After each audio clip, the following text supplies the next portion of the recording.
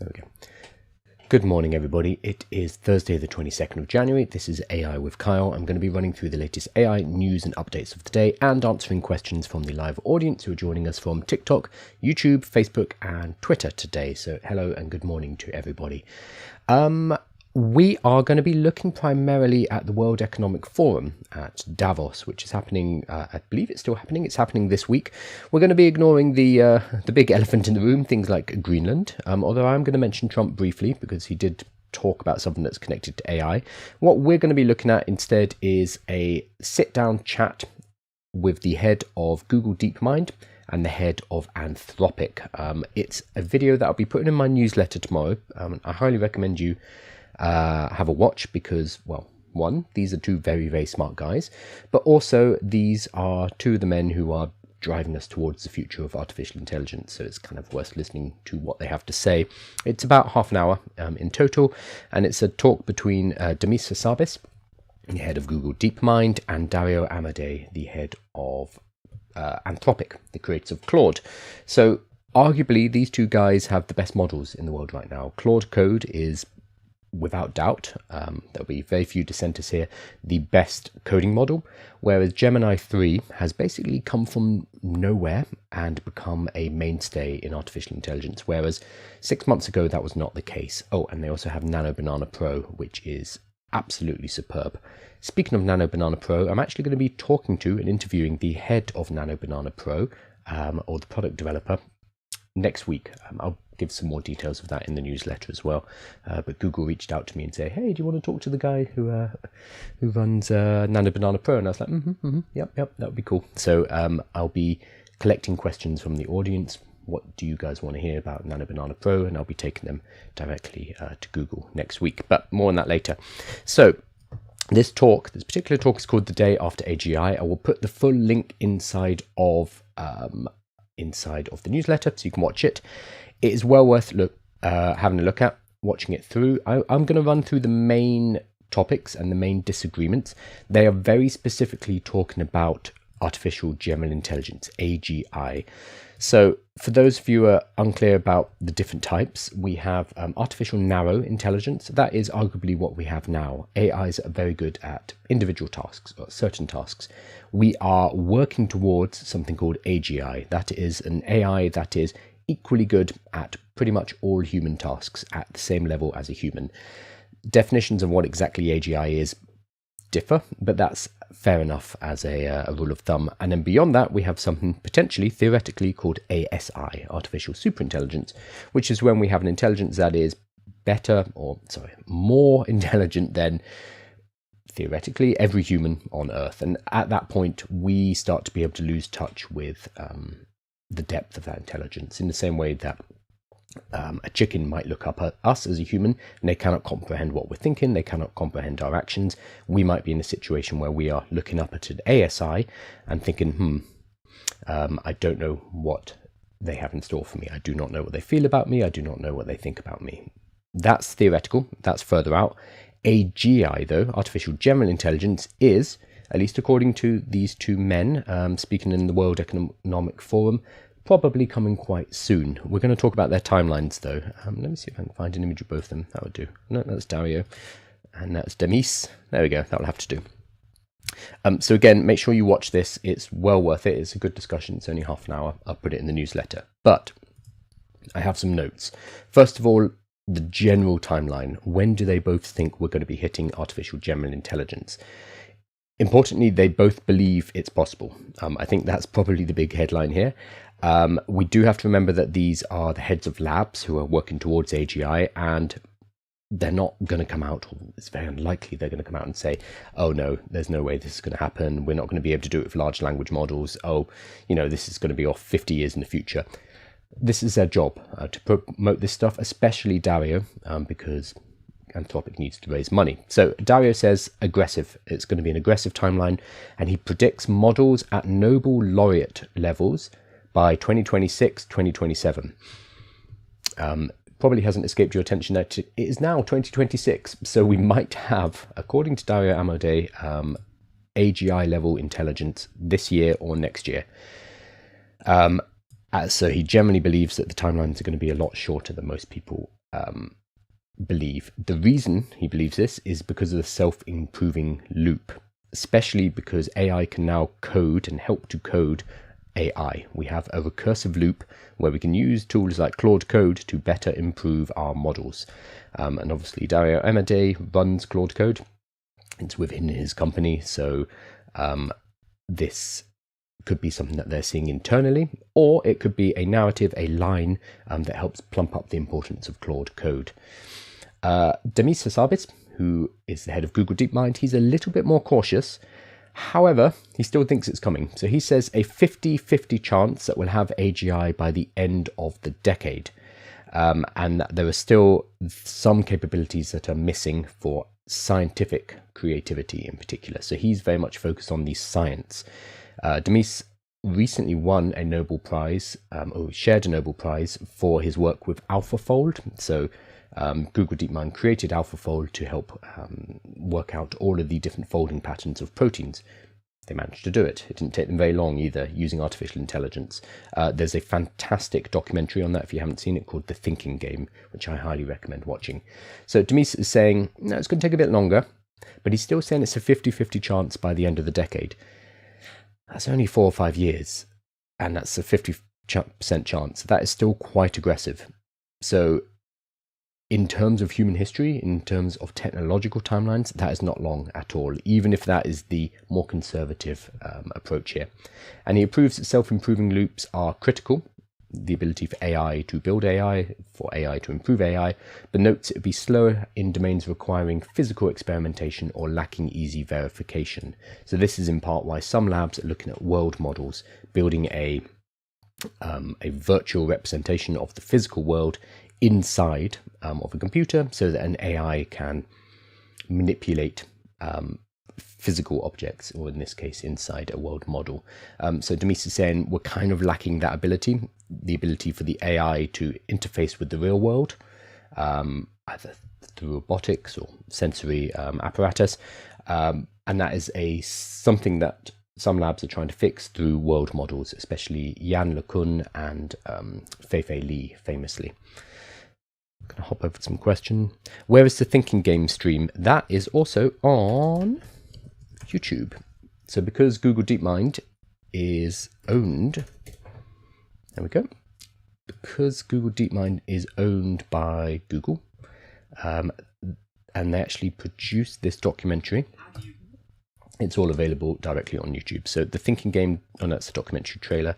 The full film is here. Is this it? Which apparently has 317 million views. That's a lot. That's a lot. That's okay. That surprises me. 1/3 of a billion people have watched the Thinking Game documentary. Okay, cool. I highly recommend it. And then there's another one called AlphaGo, which I believe is also on YouTube, which is kind of a precursor. Here it is, AlphaGo, the movie, which is almost like a precursor to the Thinking Game. You can watch them both independently though, but they're made by the same filmmakers and they focus around Demis and his team. So if you're looking for something to watch, I highly recommend it. Even, so I sat down and I started watching it, and my partner saw what I was watching and was like, what is this? And I was like, oh, it's a documentary about artificial intelligence. She was like, oh, sounds boring. And then immediately got pulled in and found the documentary, found the narrative fascinating. So even if you if you don't want to watch it with a non-technical person or somebody who cares less about this stuff, I highly recommend it. It's such a well-made movie. Okay, so the next thing they talked about was labor impact. I actually did some slides. No, I'll stay on here. So labor impact. Again, Dario tends to be more aggressive in his forecasts, whereas Demis tends to be a bit more middle of the road, a bit more moderate. Generally, this is this has been their personalities and how they've estimated the impact of AGI for the last couple of years. So Dario says we're going to have an imminent and an overwhelming impact on the labour market, and he predicts half of entry-level white-collar jobs could be gone in 1 to 5 years. So it is And he says it's basically already happening. It's happening in the fact that entry-level jobs are slowing down because increasingly we can do more with artificial intelligence at those levels. Now, obviously, there's going to be structural issues to this. I've talked about this on lives before, where if we don't have people coming in at the bottom of a profession, they don't have any way to learn and to progress up to becoming a senior. So we're going to kick the bottom out of a lot of markets, and it's going to destabilize whole industries. But that is a more insidious second order effect that I think a lot of people are ignoring. A lot of companies are certainly ignoring because that's for later, and we tend not to think in longer term visions. And Demis is a bit more optimistic. He agrees that there's going to be a very near term disruption. It's going to be messy. He didn't actually say how long that disruption is going to be, only that it's going to be messy for probably a few years. But then after that, we're going to see the creation of more jobs. So you expect normal tech disruption in the next 5 years with new jobs created. And then post AGI, whenever that happens, is uncharted territory. But there'll probably be some kind of job creation or something that is created. And they went on to talk about what life looks like afterwards. So high art and philosophy, human performance, exploring the stars, etc. It gets very sci-fi at that point. But they both agree that jobs, at least for the next 5 years, probably more, are going to be incredibly disrupted. And this is in part why I created AI with Kyle, is to start trying to get people to think about artificial intelligence and how it's going to impact their jobs, because it is going to impact their jobs. And my personal belief, maybe right, maybe wrong, is that we need to have other streams of income. Need to have other things in our life apart from our job that allow us to weather whatever is going to be coming for us, because we do not know how chaotic it's going to be. So we need to diversify. We need to not rely on one pillar of income, which is a 9-to-5 job, but instead start setting up side hustles, freelancing, maybe build an app, start doing workshops, something so that we have different sources of income for when our jobs are either taken from us or massively disrupted by artificial intelligence. And that's why I keep banging the drum about it. For this reason, I did create the AI readiness. It's in here. There's an AI readiness kind of challenge, which is on my website. It's all totally free, and you can join my newsletter as well, because I'm trying to help 1 million people get ready for what it is that's coming. Again, that's free. That's AI with Kyle. Geopolitical strategy. Now, this is an interesting diversion. So Dario Amade said we need to immediately stop selling chips to China. Now, I've covered the whole drama with GPUs and Nvidia and how they've been sold to China in the past. But very briefly, Nvidia H200s are the kind of workhorse chip. They have been banned from being sold to China for a number of years now. So Nvidia were not allowed to sell to mainland China because it would allow mainland China to catch up and maybe even surpass American AI capabilities. So various US governments, not just Trump, but prior to that, said, no, you shouldn't be selling this to China.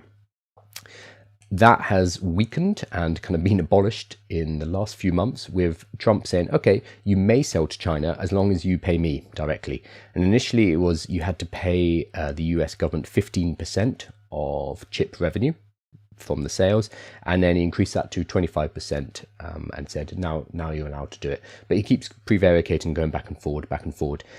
China, for what it's worth, have not been that interested in buying the chips. China is trying to build their own independent ability to build these chips through companies like Huawei. They are currently behind, and that's why we've seen delays in things like DeepSeek, the new DeepSeek model, because their domestic chips are not quite there yet. However, we have speculation that they've managed to reverse engineer extreme ultraviolet lithography, which is an extremely specific technology owned by one company, a Dutch company called ASML, which has allowed for chips, the Nvidia chips, to be constructed. It sounds like China has reverse engineered that, so this might help them catch up. There's a book on all of this called Chip Wars. It's very good. Came out a couple of years ago, originally published in 2022.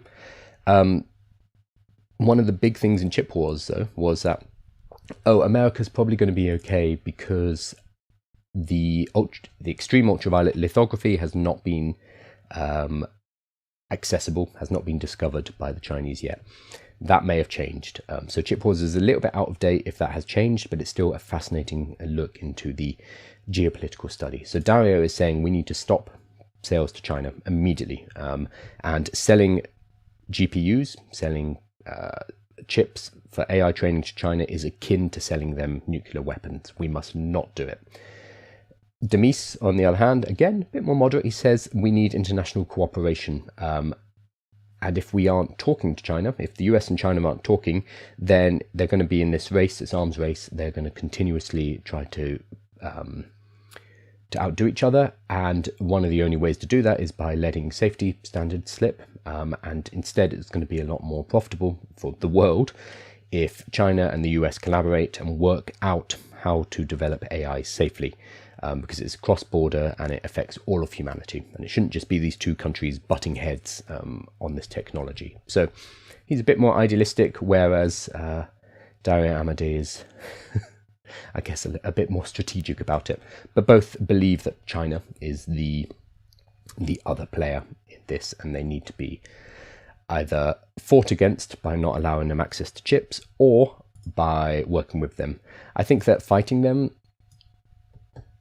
will maybe work in the short term, and it will maybe allow America to get, or an American lab to get to AGI faster than a Chinese lab. However, it will be worked out, and domestic chip production will be sorted eventually in China. It may take a couple of years, and at that point their manufacturing capacity and their electricity capacity is so much more than the West, I can say broadly than the West, the US, and all the other countries, that they'll be able to take over again. So betting against China in this is probably not smart. Probably not smart at all. Let's see if there's any questions. Actually, Trump talked a little bit about this at Davos as well. About China. It's hard not to.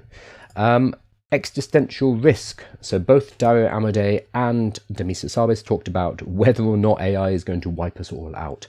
Both of them were positive about artificial intelligence and AGI. I mean, they kind of have to be. They run these labs for their own mental health and being able to sleep at night. I'm sure they need to have a relatively cheery outlook about these things. Also, they can't get on stage at the World Economic Forum and say, oh my God, it's going to kill us all, even if they did believe that, which I don't think they do. But Dario Amodei thinks that we're in a technological adolescence. We are in a time where we have growing pains and we need to work out what we're doing with this technology moving forward. He rejects doomerism, but he says we do need to be ready, because this is going to be important. So we need a battle plan to overcome risks like misuse and loss of control to the AGI specifically. So he's trying to walk a fine line between, oh my God, it's going to kill us all. That's not a good look, especially if you run a lab who's building this stuff, and, oh, don't worry about it at all. He's saying it's going to be important and we need to be ready. But he is rejecting pure doomerism. I think a fairly sensible approach to it, honestly, because burying your head in the sand and saying, oh, it's all going to be fine, is just as stupid as, oh, it's going to terminate us immediately. And then Demis says that we will be fine in terms of existential risk. It will not wipe us out as long as we take our time to develop it and we don't race forward. So he kind of pushed back on Dario here, saying that with longer timelines to AGI, we are able to collaborate more with the Chinese, with other labs. We're able to work this stuff out and be a bit more careful in how we deploy these things. If, however, the huge amount of competition exists between the labs and the huge amount of competition exists between the US and China, there's not going to be as much space to step back and think, oh gosh, are we doing the right thing, or how are we going to control this? Because the commercial and the geopolitical pressure of the race means that those kind of more ethical, those moral quandaries get pushed out of the door, basically. So Demis is saying, he didn't say slow down, but he was saying that speed increases risk. I'm actually going to talk about the slowdown message because a few people have read or watched this discussion and they've read it as, okay, these guys are saying we need to slow down. That's not quite how I saw it. And again, we have to remember these are CEOs, these are heads of labs, they are media trained, they're very political in what they say, and it is easy to kind of hear what we want to hear from these guys. But I think overall, again, you can watch the whole video over on YouTube. It's called The Day After AGI. It is well worth watching because these are, again, two people who are shaping the future of artificial intelligence. They know what their labs have, they know what they're working on, so they probably have a pretty good idea of what we're moving towards in the next couple of years. And both agree that we'll probably 50-50 chance in Demis Hassabis's case, we'll probably get to AGI by the end of the decade, which is not long in historical standards. That is not a long time at all. You can see if there's any questions, and then I'm going to hop over to the have a look at this. So there's a couple of groups, and I follow them. I don't particularly agree with them, but I follow them because I think it's interesting to see other people's points of view. There are organizations like Pause AI. There are AI Not Kill Everyoneisms memes, which is AI safety memes, which actually has 100,000 followers, which is a lot more than Pause AI, fascinatingly.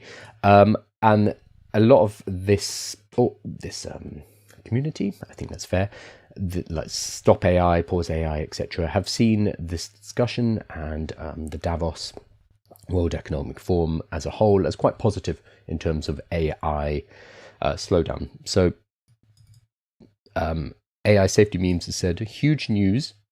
CEOs of 3 of the 4 leading AI companies all said they would pause/slow down if others agreed. So Anthropic CEO Dario Amade, if we don't sell chips to China, it slows them down. And then I'm very confident that Demis and I, head of Google DeepMind, can work something out. Yeah, I'm not sure if that is necessarily talking about a slowdown. And this is again based on China slowing down. So this is almost like the prisoner's dilemma here, where if you as a lab slow down, the other competitors take over and you lose. That's fine. If you as all the labs in a country, so all the US labs, so XAI, OpenAI, Anthropic and Google, if they all get together and they decide to slow down together, that's fine, but China won't necessarily slow down. So it requires both all the US labs and all the Chinese labs getting together and deciding to slow down. Even then, you have the risk now that we've released open source models and somebody potentially could accelerate away from America and China. It's difficult to do because of the amount of computing power, but it is not impossible. So this is Dario and Demis Hassabis potentially saying that we could work something out. I think that AI Safety Memes is reading something into this that they are looking for, and it is not exactly a full-throated approval of slowing down, but it is what it is. And then they talk about that when they were talking about the timelines. Demis said, if we can, maybe it'd be good to have a bit of a slightly slower pace than we are currently predicting, even my timelines, so that we can get this right societally. But that would require some coordination that is hard. Dario says, I prefer your longer timelines. Demis, yes, absolutely. Dario, I'll concede, yes. I've said before, I prefer Demis's timelines. I wish we had 5 to 10 years. It's possible he's just right and I'm just wrong, but assume I'm right and it can be done in 2 years. Why can't we slow down to Demis's timelines? The interviewer says, you could just slow down. And Dario says, we can't do that because we have geopolitical adversaries building the same technology at a similar pace. China. There's one geopolitical adversary is China. It's very hard to have an enforceable agreement where they slow down and we slow down. So if we can just not sell chips to China, he didn't say China, then this is a question of competition between the US and China. Okay, he did say it. This is a question of competition between me and Demis, which I'm very confident that we can work out. So they can say what they want about slowing down amongst themselves. They can say, oh, OpenAI, oh, Grok, let's all slow down. It doesn't matter if China doesn't slow down. So I think this, the kind of slow down AI people have now turned to Sama saying, Sam Altman, it's your turn. Creating common knowledge of a desire to coordinate is step one. Step two is figuring out how to actually coordinate. So they're kind of trying to pressure Sam Altman into saying that he would also slow down. None of this matters if China doesn't. None of it means anything, because these CEOs can say whatever they want and they can sound great saying it, knowing that as long as that geopolitical pressure is in place, they don't have to do anything. In fact, the US government will probably tell them they're not allowed to slow down. So they can say what the hell they want. And remember, these are CEOs. They're trained to do this. They're trained to,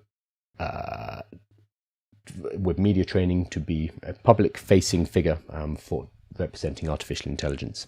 So I would not read too much into this, but it has been read in. Morning, Lyra. How are you doing? Okay, I did want to mention Trump. I don't talk about him that much, but he actually got something right at the World Economic Forum recently. He said that the race now is about energy. It's not about who's got the best AI model, but it's about who has the most electricity. And yeah, he's right. That is the next bottleneck. Right now, the bottleneck is primarily GPUs. It's how many graphical processing units you have and then how much data you can throw at it. That increasingly is going to become an energy bottleneck. So how much electricity you have to run your data centers.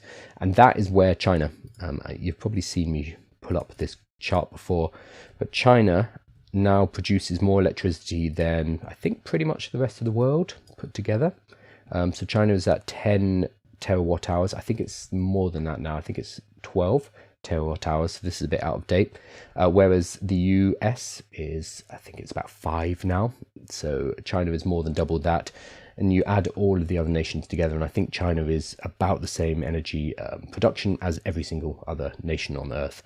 That is really useful if you need to power your data centers, because China has been sustainably investing in energy production. Initially, it was things like coal production. Yep, they still use a huge amount of coal, but now increasingly it is sustainables. So they recently built a solar panel installation, which is the size of Bristol, which is a city in London. A city in the UK. They are not messing around when it comes to deploying new energy. And if this is the bottleneck, and Trump seems to think so, and I agree with him on this case, don't take that out of context, then China is well ahead. America is starting to invest in more energy. They're trying to take more energy as well.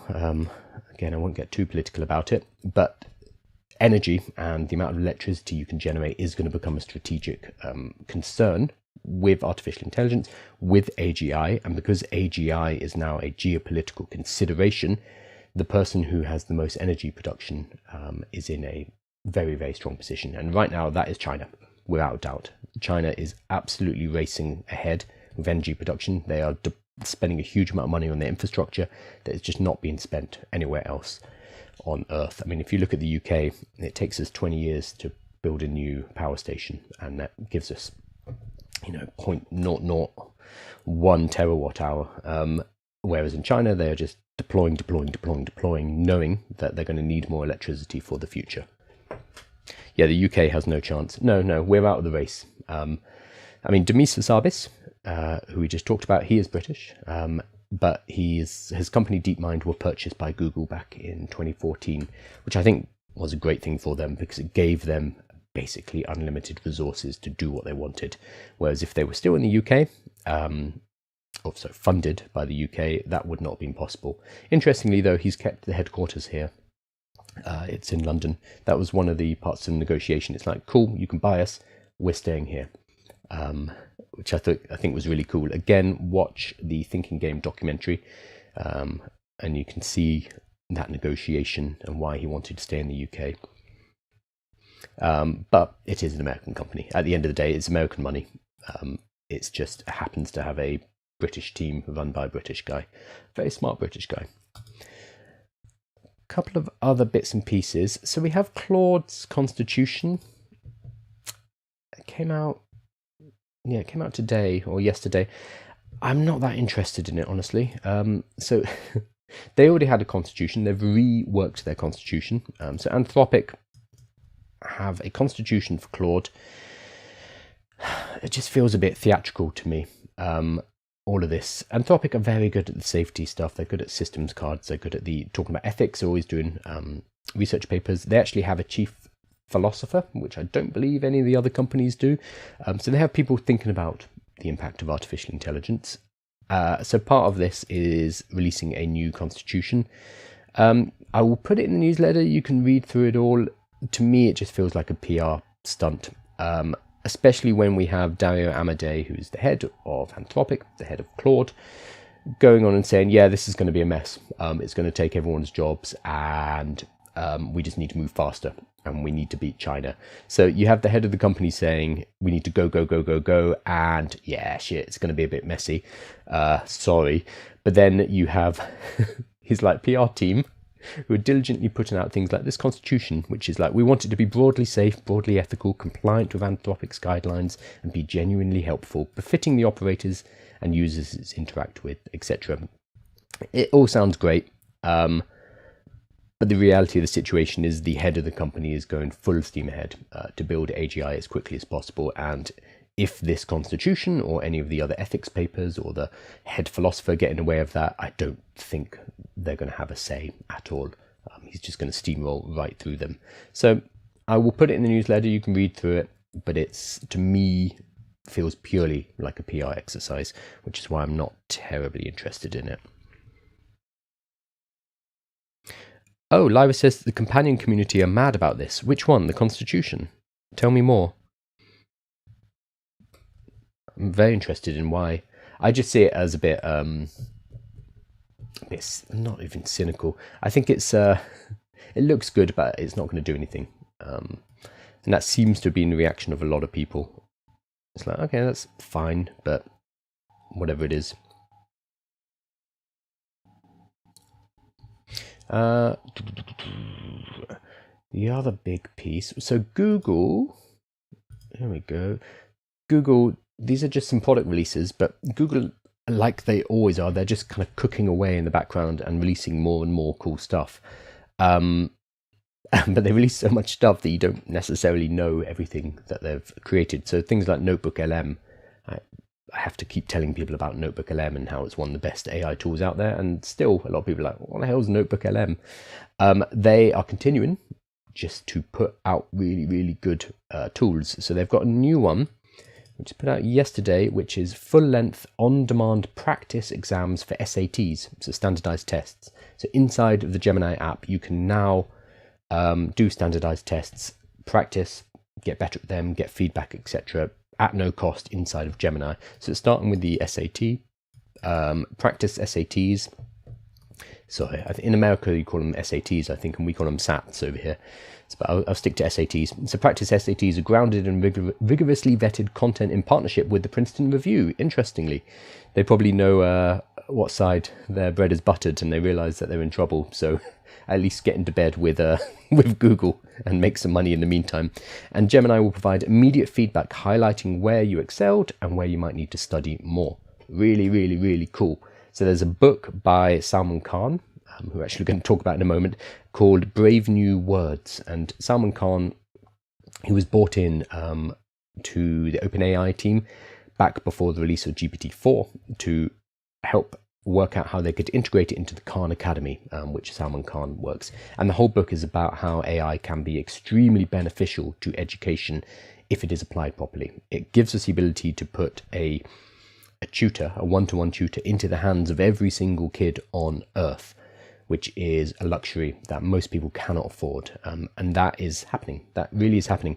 Now, it is up to the parent, it is up to the school, it is up to the child to use these tools, because they could also use AI to, do non-studious activities, but the option is available there. And Google are pushing out more and more ways to interact and to learn using artificial intelligence, and it's free, which is fantastic. Now, this announcement here has probably killed 100 startups who provide test prep practice.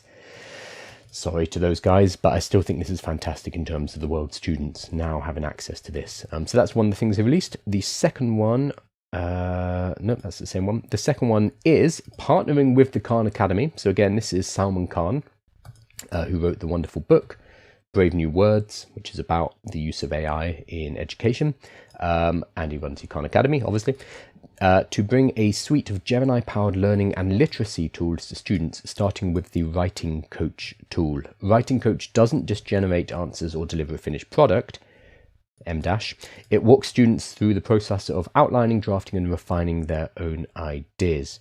So, I mean, realistically, this could just be a set of custom instructions. This could be, a custom GPT or a custom agent. But it's still very cool that they've built this and made this available. So instead of it just writing the essay for you, if you say, oh, I need to write an essay about King Henry VIII's 6 wives, it won't just go and do it for you, but instead it will say, okay, what kind of angle do you want to take on this? And then it will help you by asking questions, get stuff out onto the page, and then it will coach you for how to actually write. Interestingly, this is specifically an example that Salman Khan talks about in his book. But, and I think this is quite telling, initially Salman Khan of the Khan Academy, he worked with OpenAI, he worked with ChatGPT. He's now working with Google. I'd love to know what happened, because that is a big shift. That is a really big shift. ChatGPT also has a learn mode, which is very cool, which basically sets up custom instructions so that the AI won't just give you the answers, but it instead will try to elucidate the answers from you and to work with you. This seems like a similar version with a bit more tooling so that you can go through these stages of understanding, outlining, drafting, and revising. So it takes you specifically through the process of preparing an essay. Very, very cool, and I think a good remedy to what a lot of schools are seeing, which is kids can just go onto ChatGPT and say, hey, write me an essay about the wives of Henry VIII. Very tempting, very easy to cheat. This is a way that we can hopefully bring kids back to actually learning. But of course, it's going to be up to the kid. It's going to be up to the teachers. It's going to be up to the parents to use AI in this way.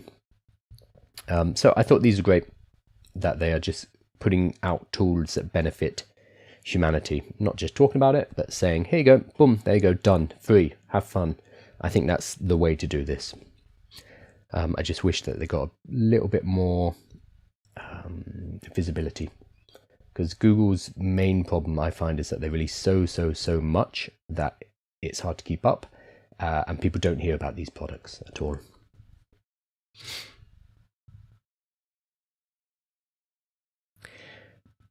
So the companion community are mad about Claude's constitution. They think it would nuke his personality.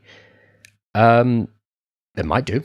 I'm not sure if they haven't updated the model to go with the constitution, to the best of my knowledge, but it might be fed into the next model. However, I thought that Claude wasn't particularly popular in the companion community. Well, am I wrong there? I thought it was still 4.0. I was talking to Shen Solon, who runs Launch Lemonade, and Launch Lemonade allows you to build agents, it allows you to build workflows, applications, and chatbots. So a lot of users do use it for roleplay, companionship, etc., etc. For that reason, she found actually a lot of people are still using 4.0. They have not moved off 4.0 inside of Launch Lemonade, despite 5.2, etc. being available. I imagine that is because 4.0 is still a better companion model than the more recent ones. Okay, one last piece, because I thought it was interesting. Claude Code. Now, you've heard me going on and on and on about Claude Code, and I'm currently running 2 Claude Code agents in the background while talking to you on the live stream. Whenever I'm not running Claude Code, I feel like I'm losing time. It is beginning to kind of break into the mainstream. So there was an article in the Wall Street Journal recently about Claude Code. So Claude has taken the AI world by storm, and even non-nerds are blown away. Thanks, Wall Street Journal. Calling me out. Developers and hobbyists are comparing the viral moment for Anthropic's Claude Code to the launch of generative AI.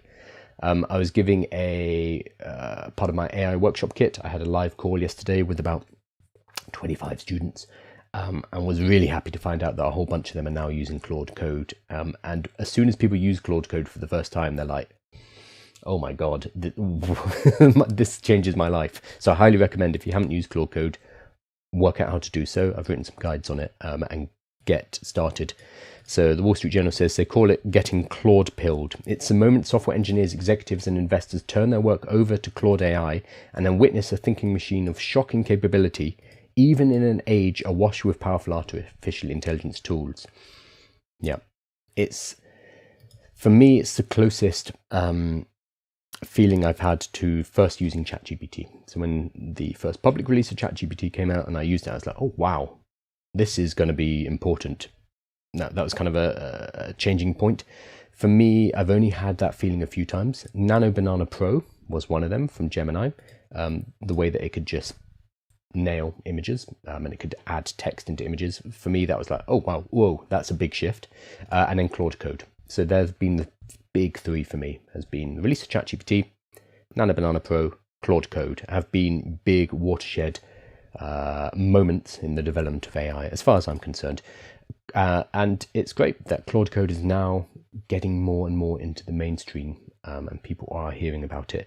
In fact, at Davos, at the World Economic Forum, Jensen Huang, the CEO and founder of Nvidia, he bigged up Claude Code. He said, Claude is incredible. Anthropic made a huge leap in coding and reasoning.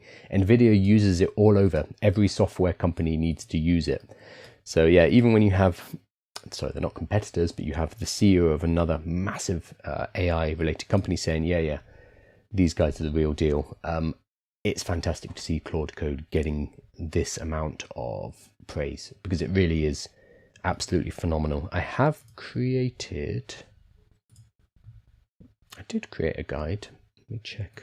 I might not have made it available though. I don't see it. No, this is not it. I'll find it and put it on the website. It'll be in resources. But using Claude Code initially is quite intimidating, the ways to get into it. They've recently released something called Claude Cowork, which allows you to kind of get it working, but you need a Pro or Max plan, and you use the Claude desktop app on the Mac OS. Claude Cowork is a kind of a stripped down, easier to use version of Claude Code, but you still need to have a paid or a Max plan. They've also added it into Claude itself. So if you click on the left hand side, there is a Claude Code tab. Oh, that has brought it up in my desktop, but if you click here, you'll be able to get into it there. Those are two ways to get into it, or you can download VS Code for free, and then you can add the Claude Code extension. Let's see if we can find it. There we go, Claude Code for VS Code. You add this extension, that will give you access as well. Or let's just go through all the ways. Can you? No, Antigravity is just using Claude. Or the way I do it is through Cursor. So I don't use VS Code, but VS Code is free. But I use Cursor, which is this one. And then again, I've installed Claude Code inside. Or finally, if you are more savvy, you probably don't need me to tell you this, but you can use your terminal, and you're going to use this. So, but obviously, if you if you're comfortable looking at this and using the terminal, then you don't need me to tell you how to install Claude Code. But for everyone else, there are different options. So using Claude Code Cowork, using Claude Code Web, using Claude Code inside of VS Code or Cursor. Lots of different options that don't require you to use the terminal or the command line interface. So I recommend literally go and talk to ChatGPT or Claude and say, hey, I've heard about this Claude Code thing and I think I should probably try it out. How do I do it? I don't know what I'm doing. Just go and tell your AI that, and it will help you through the process. Hopefully they'll make it easier and easier to access, because it shouldn't require that many steps or that many different possibilities for getting into it.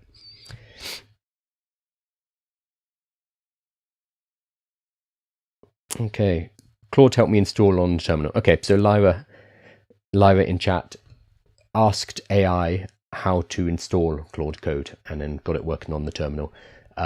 that's always an option. So whenever you run into a technical issue with coding or anything at all, just talk to the AI, honestly. And that's a hell of a skill now, being able to work through technical problems by basically copying over what you're seeing. If you see an error code, copy it over to the AI. You can also screenshot the error, send it to the AI. You can look in the inspector inside of Chrome, send it to the AI, and it will help you to diagnose what's wrong. That is kind of the future of technical diagnosis. Funnily enough, I saw Theo. What is he? Theo? I've forgotten his name. There we go, T3. He had a problem with Notion the other day. Let me find it. He says, I'm going to lose my... Oh, I can't say only that because I'm on live stream. I'm going to lose my faffing shiz Notion, WTF. Basically, he was trying to run Notion in desktop and it was blank. And he was asking on the internet, it's like, is it down? What's going on? Is this just me? He took the error code. Let me find it. He took the error code and chucked it into Claude Code, and Claude Code helped him fix it. There we go, Notion down. Claude Code fixed this in one shot, by the way. So Claude Code helped him fix another piece of software on his computer. So he took all of these error codes from Notion, chucked them into Claude Code and said, how do I fix it? My Notion desktop app is not working. Something is wrong with the auth. Can you wipe the local auth and attempt to fix it? And then boom, done. So you can use Claude Code kind of for anything. It's an incredibly powerful tool, and it's only as limited as your imagination, really. So definitely get on it if you haven't already. Cool. I'm gonna...